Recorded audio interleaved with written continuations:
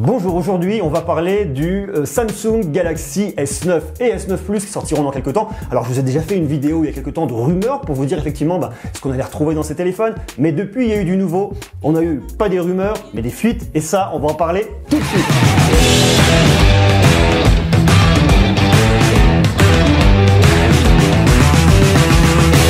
Mais avant toute chose, Samsung Galaxy S9. C'est un téléphone qui va sortir l'année prochaine pour couper l'herbe sous le pied à Apple et à son iPhone 10. Ce téléphone a plusieurs vocations, mais ça on en parlera après. Donc ce qu'on va faire dans cette vidéo, c'est que déjà on va regarder un petit peu quelles sont les nouveautés, quelles sont les fuites. On va ensuite les repasser dans le contexte des rumeurs pour voir un peu quel est le vrai du faux et pour vraiment dessiner le portrait robot de ce téléphone qu'on va retrouver l'année prochaine. Alors vous allez voir, c'est vraiment super intéressant parce que ce téléphone en réalité, il va faire bien plus qu'être une nouvelle version et puis une version surboostée du S8 et du S8 Plus. Mais surtout, je dirais, ça permet vraiment de dessiner l'avenir. On va voir vraiment, on avance. On a vu qu'il y a de l'intelligence artificielle qui avance de plus en plus, qu'il y a vraiment plein de choses qui se mettent en place, qui se mettent en branle. On sait que les smartphones aujourd'hui ont 10 ans, donc on arrive maintenant dans la deuxième décennie et on va vraiment arriver dans quelque chose qui va être super. Ce qu'on va faire tout de suite, c'est qu'on va regarder quels sont les feats. Ces feats viennent pas de nulle part. Comme d'habitude, j'ai mon petit kégué, ça m'évite de faire des coupures à chaque fois.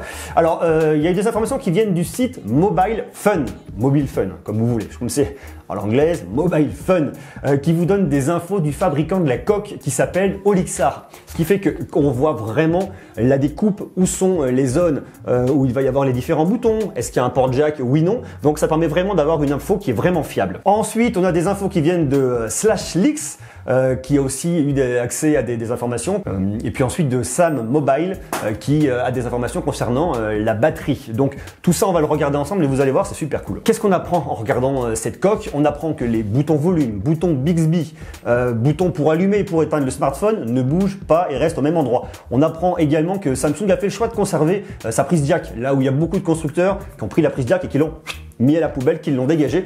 Ça, c'est vraiment un point positif. Je trouve que garder la prise jack, ça a vraiment un sens, que ce soit pour brancher un micro, que ce soit pour brancher des casques filaires. On n'a pas tous envie de s'acheter des casques Bluetooth, à devoir recharger. On n'a pas tous envie de s'embêter avec ça. Le fait de pouvoir garder son casque et de le brancher, c'est vraiment pertinent. On apprend également des informations concernant la batterie. Alors la batterie du S9 par rapport au S8, il faut savoir que le S8 c'est une batterie de 3000 mAh, le S9 aura une batterie de 3200 mAh. Donc il n'y a pas une énorme révolution là-dedans. Donc on s'attend pas forcément à avoir un téléphone beaucoup plus gourmand, par contre on s'attend à avoir un téléphone beaucoup plus performant. Donc on imagine complètement que la batterie va être optimisée. On peut aussi imaginer que tout le fonctionnement de l'appareil en lui-même va être optimisé. Si vous gardez une batterie de 3200 mAh, quand même proche du 3000 mAh du produit que vous avez avant, si vous n'avez pas une optimisation au niveau du matériel, avec un écran qui va consommer, avec un processeur qui sera normalement plus gourmand, vous risquez rapidement de vous retrouver un peu limité. Donc on imagine qu'il y aura effectivement des points d'amélioration au point de vue du hardware là-dessus.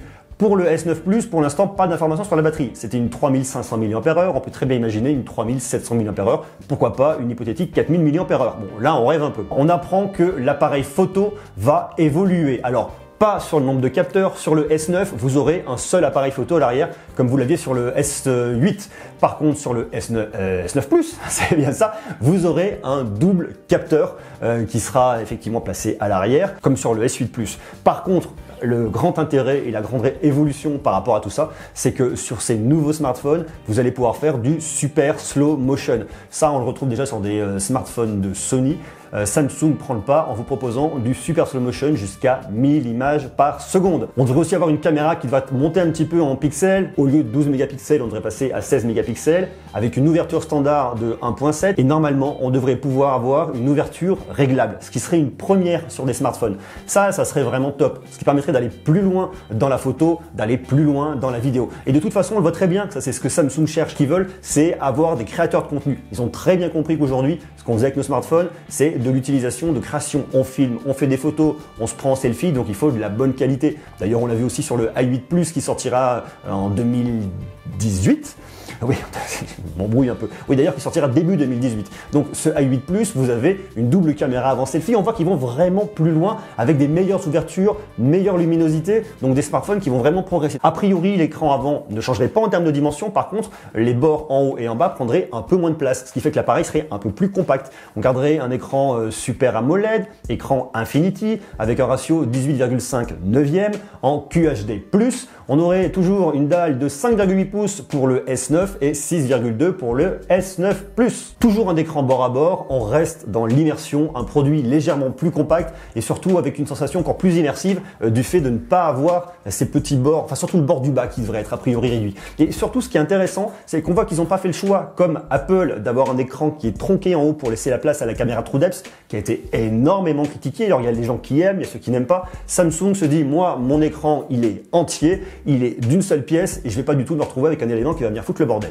Donc ça c'est aussi intéressant, c'est vraiment une prise de parti. D'ailleurs, dites-moi vous, qu'est-ce que vous en pensez? Est-ce que l'idée d'Apple de mettre sa caméra TrueDepth qui vient vraiment faire une petite encoche, est-ce que vous trouvez ça joli? Est-ce que ça vous dérange? Si vous avez un iPhone 10, est-ce que ça vous dérange? Ou est-ce que vous êtes plutôt fan aficionados comme fait Samsung sur son S8, S8 Plus et a priori S9, S9 Plus d'avoir un écran entier sans coupure. D'ailleurs, en parlant de ça, ce qui est intéressant, c'est que a priori, Samsung utiliserait également une caméra en se rapprochant un peu des technologies qu'on trouve sur l'iPhone 10. Alors, pas nécessairement le terme TrueDepth, mais on irait vraiment dans ce sens-là. On sait très bien qu'il y a eu quelques problèmes à la sortie où des personnes ont réussi à déverrouiller leur appareil directement avec une photo. Ça a fait couler un peu d'encre. D'ailleurs, on rejoint aussi le côté intelligence artificielle, des smartphones qui sont capables vraiment de mieux comprendre le contexte de la photo, de mieux l'améliorer avec toute une flopée de capteurs. Ça a vraiment aussi un sens, c'est super intéressant. Et Samsung conserve également son scanner d'iris en l'améliorant un petit peu, mais ça c'est quelque chose qui a priori fonctionnait bien. D'ailleurs, si vous l'avez, dites-moi si vous avez des retours négatifs là-dessus, mais bon, moi j'ai rien vu en l'ayant essayé plusieurs fois.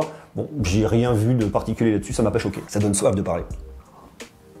Alors, ce qui est intéressant aussi et qu'on voit, c'est que le capteur d'empreinte digitale sera placé sous l'appareil photo et non plus à côté pour éviter de positionner le doigt sur l'appareil photo. C'est quelque chose qui avait été vraiment reproché à Samsung. C'est amélioré, c'est vraiment un point positif. Donc, on le retrouvera en dessous, un côté un peu plus ergonomique. Le flash sera positionné à côté du capteur, que ce soit sur le S9 et sur le S9 Plus. Côté performance, on devrait avoir un Snapdragon 845 pour les États-Unis et la Chine. Et pour l'Europe, enfin le reste du monde, on devrait avoir un Exynos 9810, un S9 en 4 Go, un S9 Plus en 6 Go, qui serait proposé à la base avec une capacité de stockage de 128 Go qu'on peut toujours monter avec une carte micro SD. Alors est-ce qu'ils vont monter au 2 Tera sur cet appareil ou est-ce qu'on va rester jusqu'au 256 Go, peut-être 512, bon ça pour l'instant pas trop d'infos là-dessus. Il devrait tourner sous un Oreo 8.0 avec une surcouche Samsung Touch Wiz. Comme je vous le disais, il conserve la prise jack, de l'USB-C, une certification IP68, un haut-parleur unique qu'on retrouve en bas de l'appareil. Les rumeurs avaient fait état à une époque que Samsung pourrait l'annoncer au CES début janvier à Las Vegas. A priori, il l'annoncerait au MWC à Barcelone fin février, début mars.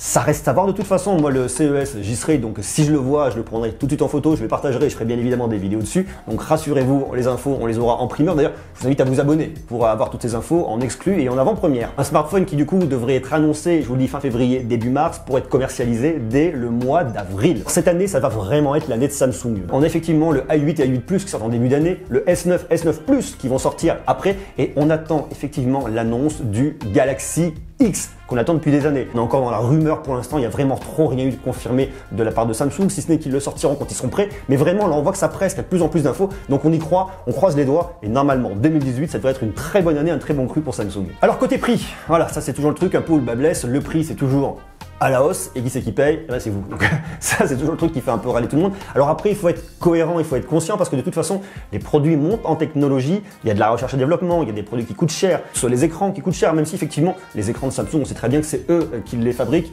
avec leur structure Samsung Display. Mais il y a quand même un certain coût, donc les produits de toute façon coûtent cher. On sait très bien que le S8 avait été vendu à 809 € à sa sortie et le S8 Plus un peu plus cher, 909 € si je vous dis pas de bêtises. On a vu que le Galaxy Note 8 avait passé la barre des 1000 €. Alors j'imagine que de toute façon ce produit, le S9 et S9 Plus, resteront un petit peu en dessous des 1000 € pour être cohérent par rapport à la gamme Note qui est plus chère. On va éviter de mettre des Galaxy Note 9 à 1500 €, 1300 €. On est déjà très cher sur ces produits-là. Donc on peut imaginer des produits autour de 850 €, 950 €, ce qui fait déjà quand même un très beau budget. Alors le but pour Samsung c'est quoi? Ben déjà d'écraser la concurrence. Ils veulent vraiment écraser Apple. C'est vraiment une guerre des territoires, une guerre des tranchées avec ces smartphones et puis ces nouvelles technologies et ses côtés innovants. On voit vraiment qu'il y a un écart qui se creuse entre, à mon avis, les deux grandes bases fans, ceux qui sont pro Apple, ceux qui sont pro Samsung. Alors contrairement à ce qu'on m'a dit, je suis pas pro Apple, je suis équipé Apple et vous savez ce que c'est quand on est équipé Apple, et ben c'est compliqué d'en sortir parce que vous avez un écosystème qui fonctionne ensemble. Moi j'ai par exemple un iPhone 6S, une watch qui n'est pas là, qui est d'ailleurs en charge. J'ai un MacBook Pro, donc tout ça, ça fonctionne ensemble. Donc si jamais je veux passer chez Samsung, il va falloir que je me rééquipe et ça a un coût. Ça qui est un petit peu embêtant et qui souvent bloque du fait de pouvoir switcher d'un fabricant à un autre. Mais j'adore les produits Samsung, je trouve qu'ils innovent vraiment et qu'il y a un vrai parti pris pour les créateurs. Donc le but, c'est de battre Apple, c'est de séduire tous les créateurs de contenu, tous les photophiles, toutes les personnes qui veulent des beaux smartphones. Samsung en 2018 va avoir une gamme toujours étendue, mais avec des produits toujours plus séduisants. Dites-moi vous ce que vous en pensez. Qu'est-ce que vous attendez de ces téléphones S9, S9 Plus? Est-ce que vous êtes pro Samsung? Est-ce que vous êtes pro Apple? Est-ce que vous êtes pro LG? Pro Honor, pro Huawei, pro d'autres marques. Il y a énormément d'autres marques qui font de très bons produits. Dites-moi quel smartphone vous avez, qu'est-ce que vous attendez de vos smartphones. Est-ce que vous pensez que les S9 et S9 Plus vont répondre à vos attentes? Marquez-moi tout ça en commentaire, on va en discuter ensemble. Quant à moi, je vous remercie d'avoir regardé la vidéo. Je vous invite à me laisser de jolis pouces, à vous abonner. On va aller encore plus loin, on va aller au CES d'ici quelques jours. Donc restez connectés, abonnez-vous. Je vous embrasse, soyez sages, portez-vous bien et à bientôt. Ciao!